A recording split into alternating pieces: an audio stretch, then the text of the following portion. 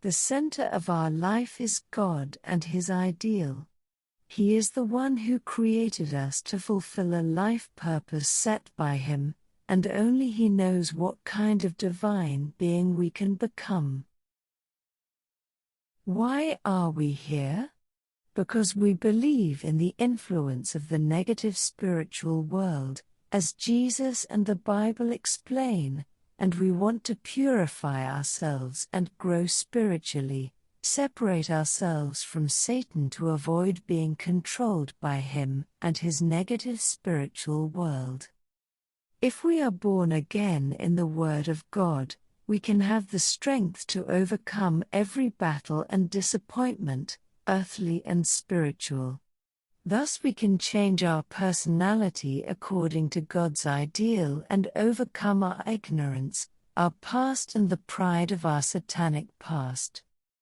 600,000 Israelites always had to remember that they had a strong motivation for freedom and for God when they joined Moses and left slavery in Egypt to Canaan, but when they encountered so many situations of poverty and suffering in the desert, Egypt seemed to them the best thing from their point of view, and going back to slavery in Egypt the best thing. But the subject of our life, for better or worse, must continue to be God and His ideal, because I must then live a good life in His spiritual world, not in some low level surrounded by evil people who have lived without God, and as I have lived. In God, in His Word, we control our emotions and spirit, and we control the negative spiritual world that continually influences us. Every person, even the most famous and successful ones, cannot avoid being influenced spiritually, continuously, through so many emotions and thoughts, both good and evil. Only in God do we find the strength and guidance to be able to control our emotions, spirit, personal pride and spiritual world. It is so sad if in the end, Satan is successful in making us have doubts that God exists, that Satan even does not exist, and works to keep us away from God in sin and ignorance and spiritual obfuscation. Even so many Israelites in the wilderness came to the conclusion that God did not exist. If not, how can you worship a golden calf? Come on. Even many Christian ministers live their ministering as a job, only mentally, with mental knowledge of the Bible, and try to express who knows what emotions when they preach.